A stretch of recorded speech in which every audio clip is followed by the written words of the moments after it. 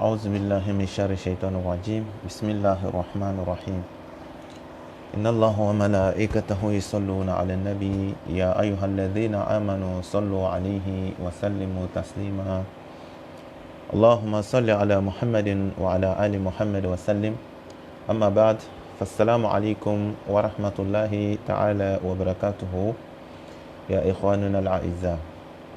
الحمد لله ثم الحمد لله رب العالمين أعوذ بالله من الشيطان الرجيم بسم الله الرحمن الرحيم الذين آمنوا وتطمئن قلوبهم بذكر الله ألا بذكر الله تطمئن القلوب ألا بذكر الله تطمئن القلوب ألا بذكر الله تطمئن القلوب صدق الله العلي العظيم الحمد لله رب العالمين أمي أمبندي jama ani musoma an bɛ bɛɛ lajɛlen fo ka bɛɛ lajɛlen waleɲuman dɔn ka bɛɛ lajɛlen don kiramantonya la ala ka an laɲiniw sabati ala an ka batow minɛ yarabi an bɛ alaw taala dari juma a ɲɔgɔnna caman bɛ alaw taala bolo ala ka juma ɲɔgɔnna caman bila an si kɔnɔ an bɛ kalo min kɔnɔ ni o ye zulhijja ye an bɛ alaw taala dari zulhijja a ɲɔgɔnna caman bɛ alaw taala bolo ala ka bila an si kɔnɔ an bɛna bato minnu k'a kɔnɔ ala ka minɛ anw ye an bɛna nafila seli minnu k'a kɔnɔ alaw taala ɲɛda kama ala ka minɛ anw ye an bɛna nafila sun minnu don a kɔnɔ alaw taala ɲɛda kama an bɛ alaw taala dari ala ka a bato ninnu ala k'o minɛ anw ye alhamdulillah taga ɲini kɛni kɔfɛ alaw taala fɛ ka bɔ sitana tɔɔrɔ ma sitana min n'o kɛla dangatɔ ye wa n'o kɛla yɛrɛma jugu ye ka bɔ alaw taala ka nɛɛma kɔnɔ ka kɛ a kɔmɔgɔw yɛrɛ fana ma jugu ye ka kɛ a nɔfɛtugubagaw mɔgɔw fana ma jugu ye ka bɔ alaw taala ka nɛɛma la an bɛ taga ɲini alaw taala fɛ ka bɔ o sitana tɔɔrɔ ma i n'a fɔ alaw taala b'a ɲini an fɛ cogoya min na ba'dal isti'aza wal basmala inna shaytana aduwwun lakum fattakhizuhu aduwwan donc ko sitana ye anw ma jugu de anw yɛrɛ fana ka juguya minɛ donc o siratigɛ kɔnɔna na adamaden n'i bɛ ka baara o baara n'i b'a kɛ i kan k'i cɛsiri ka dɛmɛ ɲini kɛ alaw taala fɛ ka bɔ sitana tɔɔrɔ ma n'an ko an ye dɛmɛ ɲini kɛ alaw taala fɛ ka bɔ sitana tɔɔrɔ ma o dɔ ye mun ye i kana taa sɔrɔ jogo dɔw la jogo min ni olu kɛla sababu ye ka sitana yɛrɛ halaki donc i b'i cɛsiri cogo bɛɛ lajɛlen na donc i kana taa sɔrɔ o jogo ninnu kɛbagaw la i n'a fɔ o dɔ ye yɛrɛ bonya ye atakabur lizalika o b'a fɔ ko atakabur kulkun jahilun wala yaqbal illa man kana qalilan fikri nakisu tarbiya donc yɛrɛ bonyana ko an b'o kɛ mɔgɔ min ye an b'o kɛ kolɔnbaliya jogo mɔgɔ minnu n'a ta yɛrɛ dɔn olu de b'o yɛrɛ bonya wa olu de bɛ u yɛrɛ fara sitana ka gurupuw kan an bɛ alaw taala dari ala k'an kisi ka bɔ o sitana gurupu mɔgɔ n'u tɔɔrɔ ma yɛrɛ yira mɔgɔ min b'a ka ko kɛ a t'a kɛ alaw taala kama a b'a kɛ ni yɛrɛ yira ye wasa ale bɛ minnu kɛ mɔgɔw ka langali ko karisa bɛ nin kɛ karisa bɛ se nin na donc o ye sitana ka jogo dɔ ye ani waso o ye sitana fana jogo dɔ ye an bɛ alaw taala dali ala k'an kisi ka bɔ nin jogoba saba in ma yɛrɛ bonya ani waso kafan yɛrɛ la ani ka ko kɛ mɔgɔw ɲɛda kama ni o ye yɛrɛ yira ko ye an bɛ alaw taala dari ka bɔ nin bɛɛ lajɛlen ma ala ka an ka baaraw kɛ alaw taala ɲɛda kama wa kurbatan ilallah alhamdulillah o bɛɛ lajɛlen kɔfɛ an bɛ kisi ani nɛɛma an b'o ɲini alaw taala fɛ ko dumi an ka kira muhammad sallallahu alaihi wa alihi wa sallam an bɛ nɛɛma ni kisi ɲini alaw taala fɛ ka dumi an ka kiraba kan ni o ye an ka kira muhammad sallallahu alaihi wa alihi wa sallam ala ka an don a lɔhɔrɔma la a n'a somɔgɔ sanuma bɛɛ lajɛlen o tɛmɛnen kɔfɛ an tɛna kuma janya ni aw ye an ka bi mawudu bɛ mun de kan yani hadha shahr shahr al mubarak shahr zul hijja donc an bɛ fɛ ka kuma o de kan nafa minnu b'a kɔnɔ jɔn kan ka minnu ni minnu kɛ donc an bɛ fɛ ka kuma o de kan sabula adamaden ko o ko n'i bɛna kɛ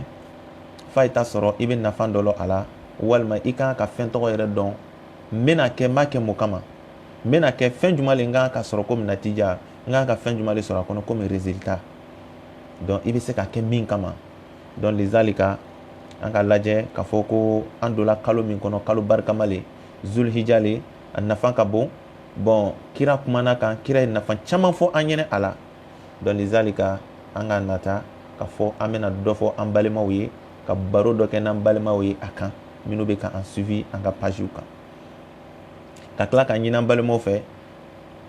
an bɛ kan ka min kɛ a ye to ka partager a nafa kana dan aw minnu dɔrɔn pe b'a lamɛnna a nafa bɛ se ka se mɔgɔ wɛrɛw ma minnu fana bɛ aw ka pajiw fana suivi donc a ye sabari an ma ɲin'a fɛ a ye to ka partager aw bɛ nafa sɔrɔ a la ne yɛrɛ fana bɛ nafa sɔrɔ a la mɔgɔ minnu yɛrɛ fana bɛ na ta aw ka partageli fana nɔfɛ olu fana bɛ nafa fana sɔrɔ a la ala k'an dɛmɛ ala ka sabu ɲuman k'an ye bon sans plus tarder sunkalo kalo yanni an bɛ kalo min na a batow la fisa man di a batow ka fisa man di kalo min ni an b'a la bato minnu b'a kɔnɔ ni a batow la fisa man di ye minnu ye donc lɔnnibagaw ka kuma na an bɛ sunkalo an b'o ta yanni plutôt sun voilà يعد الصيام إحدى العبادات الفضيلة وهو ركن من أركان الإسلام الخمسة ومن فضائل الصيام أن الله جعل الصيام له واختصه لنفسه donc an y'a lɔn k'a fɔ ko sunkalo ko a bɛ jate c'est à dire sun a bɛ jate bato la fisamandiya dɔ fɛ sun kalo in kɔnɔ a bɛ jate bato o ka fisamandiya dɔ fɛ donc lizalika an k'a ta ka a nafa sun an bɛ kalo min kɔnɔ nin ni o ye zulhijja ye ni o ye seliba kalo ye sun nafa lizalika an k'a essayer ka ta an bɛna dɔ fɔ a la sabula sun ye rukunu dɔ le silamɛya kɔnɔ silamɛya rukunu 5 min bɛ yen i n'a fɔ seli ka se heji ani jagabɔ ani sun o n'a ɲɔgɔnnaw donc sun bɛ c'est à dire sun bɛ olu kɔnɔ wa bato dɔ le bato min ka fisa i y'a ye donc Alahu Taala ko ale yɛrɛ de bɛ a ka jɔn sara a ka sun dɔ la wa ko an y'a lɔn fana k'a fɔ ko sun bato la belebeleba dɔ le bɛ bato la belebeleba dɔ le lizalika ala ka kalo dɔ choisi san kɔnɔ ni k'o kɛ sunkalo kalo ye bɛɛ lajɛlen silamɛ ɲuman bɛɛ ka sun o kɔnɔ i y'a ye donc lizalika zulhijja fana kɔnɔ tugun kira ye a yira an na k'a fɔ ni mɔgɔ min fana sera ka zulhijja tere 10 min b'a kɔnɔ ka daminɛ tere fɔlɔ fo ka taa se a tere 10 ma tele 9 min b'a kɔnɔ walima ele min sera ka tele 9 sun walima i sera ka tele 8 sun a kɔnɔ donc ko o baraji o ka bon ko sabula bato la fisamandi dɔ le ye sun doli ye Alahu Taala fana yira an na k'a fɔ sun adamaden bɛ sun min don Alahu Taala yɛrɛ de bɛ a baraji di a tɛ mɛlɛkɛ bila k'o baraji sɛbɛ ale Alahu Taala yɛrɛ de bɛ o baraji di jɔn ma donc lizalika kalo in kɔnɔ an ka essayer k'a fɔ an bɛna kuma sun nafa de kan aw ye n'a ye jateminɛ kɛ kuranna aya dɔw bɛ na olu bɛ kɛ sababu nuzul b'o la dɔw bɛ sha'anu nuzul dɔw bɛ sababu nuzul b'o la mais n'an ka sun filɛ sababu nuzulu a b'a la mais a sababu nuzul nana kalo jumɛn le kan a nana sunkalo kalo le kan i ka ye a nana sunkalo kalo le kan mais kuranna bɛ kuma umumiyan kuranna bɛ tali kɛ fɛn bɛɛ lajɛlen na wagati dɔ kuranna mana a ma jigin fɛn dɔ kama a sababu nuzul to ye mais n'i bɛna kuma dɔ fɔ ka kuma dɔ candili kɛ i bɛ se ka taa kuranna ta ka o aya in ta ka exemple ta n'o ye k'o di ka walawalali kɛ pour que mɔgɔw ka se ka faamuya sɔrɔ a la donc an bɛ jateminɛ kɛ Alahu Taala b'a fɔ an ɲɛna cogo di ba'da al-isti'aza wal basmala Alahu Taala b'a fɔ an ɲɛna cogo di ya ayyuhal ladhina amanu kutiba alaykumus siyam kama kutiba alal ladhina min qablikum la'allakum tattaqun donc an ka kuma bɛ mun nɔfɛ an ka kuma tɛ sunkalo yɛrɛ nɔfɛ an ka kuma yɛrɛ tɛ k'a fɔ ko sun wajibiyala anw kan an ka kuma t'o nɔfɛ an ka kuma bɛ sun bɛ kɛ sababu ye ka fɛn min lase mɔgɔ ma an ka kuma bɛ o de nɔfɛ i n'a fɔ a ko la'allakum tattaqun an ka kuma bɛ la'allakum tattaqunan an mako bɛ o de nɔfɛ Allahu Taala bɛ a yira an na ka sun yɛrɛ valeur le di an ma aya in kɔnɔ ka sun valeur ka di an ma aya in kɔnɔ sabula lɔnnibaga dɔw bɛ yen bon minnu ma kalan kɛ ka niveau ba sɔrɔ bon i b'a ye wagati dɔ n'u bɛ kuma aya in kan bon vraiment a bɛ jɔn jigi tigɛ quoi parce que olu bɛ la'ala kɔrɔ kɛ ka bila chaque ban c'est-à-dire u bɛ la'ala ta ka bila chaque bonda le la or que a tɛ o yɔrɔ la pour que ka se k'o faamuya sɔrɔ f'a ye taa sɔrɔ nahawu lɔnniya dɔɔni b'i la ka se i n'a fɔ balaga ninnu n'a ɲɔgɔnna o lɔnni bɛ k'i la lizalika i bɛ se ka aya in yɛrɛ tafsiriw faamu ala yɛrɛ mako bɛ sun ye ni mun le exactement la'ala yɛrɛ bɛ mun de nɔfɛ parce que olu b'a ye la'ala kɔrɔ arabukan an bɛ arabukan minnu fɔ an ni ɲɔgɔn cɛ ka a la'ala kɔrɔ employé ka bila chaque bonda la non or que kuranna kɔnɔ a tɛ o yɛrɛ la yufidu yani hadal ma'ana a tɛ a maana tɔgɔ nafan ta quoi la'ala bɛ kɔrɔ min di hona ataraji wa ta'lil i y'a ye a kɔrɔ ka ca mais kuranna la yan lɔnnibaga dɔw b'a fɔ k'a bɛ ta'lil di dɔw b'a f'i ma ko non ko a bɛ tali kɛ taraji le la mais min de ka fisa an bɛ taraji ta ala ko ni i sunna ni ka sun don sunkalo kalo yɛrɛ dɔrɔn tɛ dɛ hali ka nafila sun ni sunna ko a bɛ kɛ sababu ye k'i siran ala ɲɛ lizalika i bɛna na nahotigi dɔw bɛna f'i ɲɛna ko tasdiqu ma ba'daha ko la'ala a bɛ kɔrɔ min di tasdiqu ma ba'daha donc o b'a yira k'a fɔ kuma min bɛna la'ala kɔfɛ ko o le la'ala bɛ o kuma tɔgɔ candi le d'i ma k'a yira i la k'a fɔ ko n'i ka sun don dɛ ko siga foyi le t'a la ko i bɛ siran ala ɲɛ mais f'a ye t'a sɔrɔ ele min bɛ sun dɔ la i ye mumini ɲuman ye i ye ala mɔgɔ ye i ye kow to Allahu Taala ta la ala fana bɛ kow to i ta la ko la'ala bɛ na o de fɔ an ye a ka kɛ a saba in na min kɔni ye ta'lilu le o a kɛla taraji o walima a kɛla tasdiqu ma ba'daha ni saba in a bɛɛ lajɛlen bɛ nafa kɛ n'a fɔla ko tɔgɔ n'a nana ta'lilu bonda la a bɛ kɛ comme ni a ka sun don sun de bɛ kɛ sababu ye ka aw siran ala ɲɛ ka aw jogo ɲa n'a nana taraji la sun bɛ kɛ sababu ye ka aw jogo ɲa mubasharatan n'a nana bɔ o la n'a nana ko tasdiqu ma ba'daha o kɔrɔ ye ko sun bɛ aw jogo ɲa ka aw siran ala ɲɛ o bɛ na a ka ala ɲɛ siranya a bɛ n'o le sabati sun dɔ kan donc aya in b'o de yira mais ni dɔnnibaga dɔw ka kuma lamɛn a kan wagati dɔ vraiment a b'i jigi tigɛ olu b'a fɔ ko ala ko a ye sun dɔ ko n'a ka sun dɔ ko peut-être a dɔ la ko non kuranna ma na o kan dɛ balimacɛ i ka kɔrɔ ɲɛɲini hali bi i ka gɛrɛ dɔnnibagaw la nahawu kayidatigiw inshallah olu bɛ i bilasira ni a kɔrɔ ɲɛnama ye donc i n'a fɔ an y'a fɔ i ɲɛna cogoya min na ala k'an nafa donc k'o b'o cogoya de la donc sun nafa o dɔ ye ala ɲɛ siranya ye a b'i kɛ sababu ye le k'i siran ala ɲɛ ala y'o de yira an na kuranna aya in y'o de fɔ an ɲɛna siga nɔgɔ yɛrɛ tɛ min na siga tɛ min na fiyewu mɔgɔ mɔgɔ ni i limaniyani de parce que a ko ya ayyuhal ladhina amanu ala ko mɔgɔ min y'o limaniya olu de bɛ seli parce que n'i ma mɔgɔ min y'o limaniyara olu de bɛ se ka sun don mais n'i ma limaniya i tɛ se ka sun n'i ma limaniya i tɛ se ka sun c'est à dire sun yɛrɛ ma daga e yɛrɛ fana yɛrɛ ye parce que i ma limaniya donc i tɛna a importance t'i kan quoi parce que i yɛrɛ fana t'a importance c'est à dire i t'a nafa fana lɔ i y'a ye mais ni mɔgɔ min limaniyala ka sun don ko ala n ka nin kɛ ko batan ilallah walima n ka nin kɛ ala kama pour que n ka se ka surunya Allahu Taala la ni kama ala mako bɛ o jɔn tɔgɔ de la ala b'o ka sun de minɛ wa o sun de fana b'o tigi sababuya k'o siran ala ye i y'a ye donc nɔgɔ tɛ min na adamaden n'i ye sun don ŋaniya ɲuman yɛrɛ kan wallahi i bɛ siran ala ye i bɛ ala ɲɛ siranya sɔrɔ mɔgɔ mɔgɔ ni ala ɲɛ siranya sɔrɔ lala k'a fɔ ko i ka duniya ani ka lahara fana ɲɛna sabula o ala kelen de b'a fɔ an ɲɛna aya gɛrɛ la verset gɛrɛ la بعد الاستعاذة والبسملة الله تعالى بفاينة تقولي ومن يتق الله يجعل له مخرجا ومن يتق الله يجعل له مخرجا ومن يتق الله أي أجرفنا لا تقابلنا فينا ومن يتق الله يجعل له في أمره يسرا يجعل له في أمره يسرا سمك السبب يبسرا عليه ni sundo sunde bi dɛmɛ i bɛ siran ala ye ala fana ko ni siranna ale ɲɛ ale bɛ nɔgɔya don i ka ko la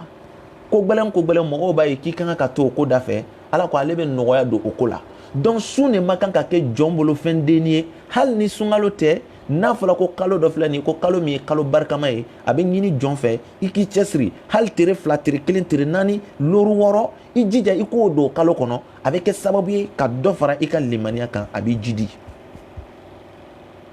lizalika Alahu taala ko ala bi zikrillahi tatma'innul qulub ala bi zikrillahi tatma'innul qulub dusukun bɛ limaniya ni ala kofɔ le dusukun bɛ masigi a bɛ mafa a bɛ lami ni ala ko le lizalika lɔnnibagaw b'a fɔ an ɲɛna ko ni adamaden dusukun ni a bɛ alabato a bɛ bɔ étape par étape yaya étape par étape sun de b'i dɛmɛ k'i bɔ nafsul amaratu bisu'i sun b'i dɛmɛ ka bɔ yen a bɛ na ni nafsul mutma'inna lizalika ala b'a fɔ ɲɛna alladhina amanu wa tatma'innu qulubuhum bi dhikrillah zikrillah ye sun b'a kɔnɔ ala de y'a fɔ k'an ye sun ala ko n'an sunna a bɛ kɛ sababu ye k'an dɛmɛ k'an jogo ɲa n'an jogo ɲana an bɛ siran ala ɲɛ n'an siranna ala ɲɛ ala bɛ nɔgɔya don an ka kow la wa ni nɔgɔya donna an ka kow la an bɛ kunnaja sɔrɔ duniya wa an bɛ tila ka kunnaja fana sɔrɔ lahara a ka ko n'u ye sadi jɔn ni a ka jɔn ye ko kamanagban b'ale kan ale ka kamanagban yɛrɛ le tɛ ban fiyewu wagati bɛ ale ɲani de a ye a yɛrɛ ɲininka est-ce que a bɛ seli min kɛ a bɛ minɛ wa wayi an k'an k'an yɛrɛ ɲininka mɔgɔ min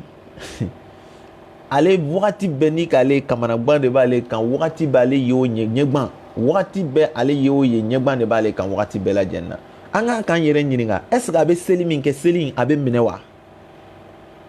kelen est-ce que a bɛ saraka ɲuman minnu bɔ est-ce que a ka saraka in bɛ minɛ wa o ye fila ye sabanan est-ce que a bɛ su min don est-ce que a ka su in a bɛ minɛ a bɛ nafa ɲa ye wa parce que Alahu taala ko an ma ko inna solata tanha anil fahsha'i wal munkar ko seli b'an jogo ɲa ni jogo dun ɲana an bɛ siran ala ɲɛ le ala n'an dun siranna ala ɲɛ ala dun de k'a bɛ bɔda d'an ma a bɛ nɔgɔya d'an ka kow la mais pourquoi anw bɛ seli anw jogo tɛ ɲa pourquoi anw bɛ sun don anw tɛ siran ala ɲɛ eh y a question an doit oui y a quelque chose an doit k'an yɛrɛ ɲininka o yɔrɔ la an k'an k'an yɛrɛ ɲininka o yɔrɔ la ala ye min fɔ o de tɛ tiɲɛ ye wa walima anw de bɛ ka min kɛ o de tɛ tiɲɛ ye karamɔgɔ caman bɛ ka min kɛ o de tɛ tiɲɛ ye sinon ala ye min fɔ a ka kuranna kɔnɔ ala tɛ ɲɛ tiɲɛ ye mais anw de bɛ kan ka min kɛ anw de tɛ kan ka kɛ ala ta kɛcogo la i n'a fɔ ala y'a ɲini an fɛ cogoya min na sinon ala ta ye tiɲɛ ye mais anw ta de tɛ tiɲɛ ye anw de tɛ kan ka k'a kɛcogo ɲuman na sinon ala wallahi Alahu taala de y'o fɔ kira ye wama arsalnaka illa rahmatan lil alamin ala ko aw kira i ma ci foyi kama fo kana kɛ hɛrɛ hinɛ le adamadenw ma mais anw dun y'o kira man anw y'o kira mantunw dɔ le mais pourquoi hɛrɛ tɛ yen anw y'o kira mantunw de mais pourquoi hɛrɛ tɛ yen an kan k'an yɛrɛ ɲininka pourquoi ala ye min fɔ kuranna kɔnɔ ko n'ale an y'ale Alahu taala bato k'o bɛ kɛ anw ye mais pourquoi o tɛ ka kɛ anw ye an t'an yɛrɛ ɲininka ala ko ti dɛ inna allaha la yughayyiru ma bi qaumin hatta yughayyiru ma bi anfusihim ala de y'an fɔ an ye ala de y'o fɔ an ye dɛ inna allaha la yughayyiru ma bi qaumin hatta yughayyiru ma bi anfusihim ala ko ale tɔɔrɔ ale tɛna ta ka bɔ anw kan fɔ an yɛrɛ de ka bɔ an yɛrɛ kan an m'a bɔ an yɛrɛ kan ni mun ye ala bato an m'a bɔ an yɛrɛ kan ni mun ye ala danaya an bɛ tɔɔrɔ ninnu wuli ka bɔ an yɛrɛ kan ni mun ye ala ɲɛ siranya parce que ala ko n'an siranna ɲɛ a b'an dɛmɛ k'an jogo a sadi n'an siranna ɲɛ a bɛ nɔgɔya don an ka kow la a b'an bɔ ko gbɛlɛnw na donc o b'a yira k'a fɔ ala tɛna n'a ta ka bɔ ye dɛ e b'a ta ka bɔ i yɛrɛ kan ni mun ye i b'a ta ka bɔ i yɛrɛ kan n'i ka jogo ɲumanya le ye i b'a ta ka bɔ i yɛrɛ kan ni i ka silamɛya labaarali le ye i b'a ta ka bɔ i yɛrɛ kan n'i ka limaniya kɛcogo de ye ala ko kira ma i ma ci foyi kama fo kana kɛ nɛɛma le ye anw ma hinɛ mais hinɛ don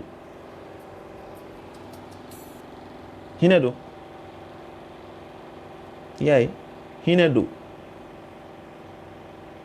o tuma ala ye min fɔ an ye o tɛ tiɲɛ ye anw de tɛ tiɲɛ anw de tɛ tiɲɛ kan anw de ma ala ta labaara i n'a fɔ ala y'a ɲini cogoya min na c'est tout iyaye anw de ma labara i n'a fɔ ala ye ɲin'an fɛ cogoya min na a ko kira ma tugun kuranna kelen in kɔnɔ wama rabbuka bizalamin lil abid wama rabbuka bizalamin lil abid ala ko a tɛ mɔgɔ tɔɲɔ ale yɛrɛ tɛ tɔɲɔli kɛ a t'a ka jɔn tɔɲɔ quoi mais pourquoi ɲɛgban tɛ ban o kan n balimaw an ma ala tali kɛ an ka segin ala ma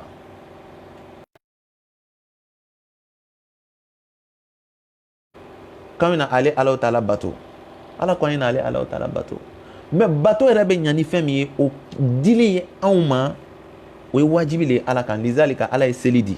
ala tilala ka sun di ma ka tila ka heji bila ka jagabɔw bila ni bɛɛ lajɛlen b'i surunya alaw taala la pour que i ka se ka kisi ka bɔ diɲɛ yɛrɛ gwɛlɛya ninnu bɛɛ lajɛlen ma jɔnw an ye miiri dɛ il est temps que an ka segin ala ma tɛ ban il est temps que an ka segin ala ma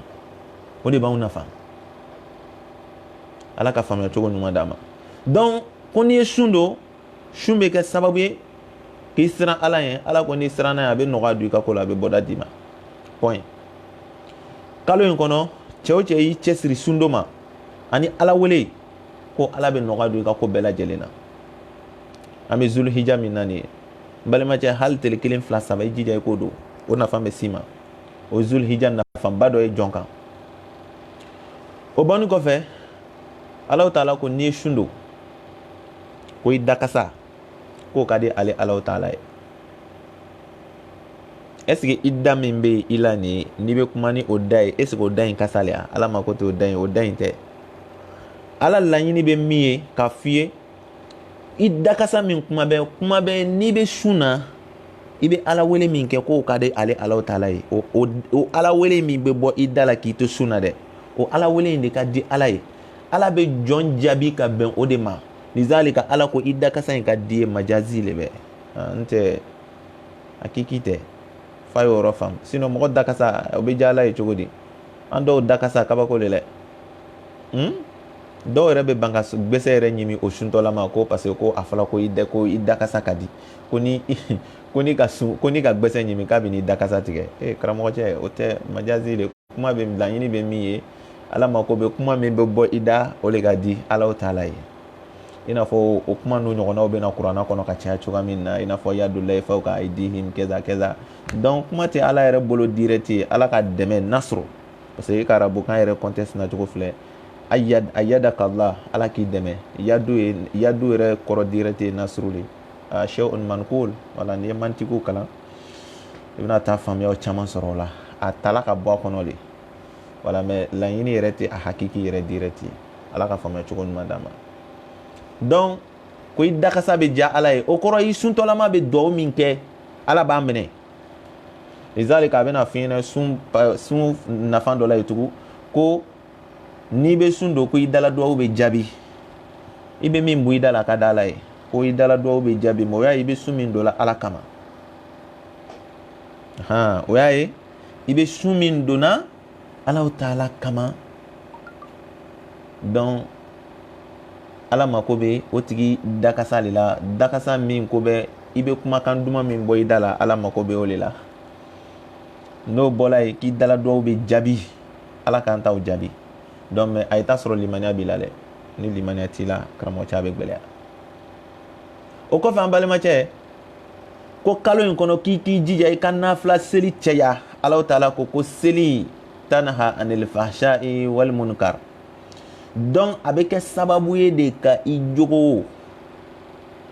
a b'a ɲa seli b'i dɛmɛ k'i jogo saniya donc nafila seli fana kɛzalika a fana b'i dɛmɛ k'i jogo ɲa ka i jogo saniya ala ka a faamuya cogo ɲuman di an bɛɛ lajɛlen ma ala an ka hamiw nɔgɔya donc a b'o cogo ala an balimacɛ i k'i jija ka saraka caman bɔ i k'i jija ka saraka caman bɔ an bɛ nana don wagati min na yatimadenw dɛ yatimadenw bɛ yen dɛsɛbagatɔw bɛ yen miskinaw bɛ yen fantanw bɛ yen n balimacɛ a lajɛ i ka hinɛ i sigiɲɔgɔn na fɛn d'a ma a bɛ se ka min kɛ ka sogo san k'a ka denbaya la hinɛ selidonya fɛ fɛn d'a ma a bɛ se ka min kɛ k'a ka denbaya la nisɔndiya yatimadenw bɛ o faw n'u baw sara aw bɛna mun kɛ o ye seliba in na est ce que olu tɛna kasi ko o fa n'o baw ko ni fa ni ba tun bɛ yan est ce que o tɛna kasi aw ɲɛna k'o fɔ a ye hinɛ feretanw la a ye hinɛ dɛsɛbagatɔw la donc a tun ka d'an ye ka nin video kunkurun in de kɛ k'an balimaw bilasira ka ɲini an balimaw fɛ partager video partager a nafa kana da i kelen na mɔgɔ gɛrɛw fana ye se ka nafa fana caman sɔrɔ ala k'an dɛmɛ ala ka sabu ɲumanw kan ye assalamu alaikum wa rahmatulahi ta'ala wa barakatuh an n'aw balimacɛ le tun bɛ Dawu Zakariya di Fulanu Hakim Kɛrbala assalamu alaikum wa rahmatulahi ta'ala wa barakatuh fi amanillah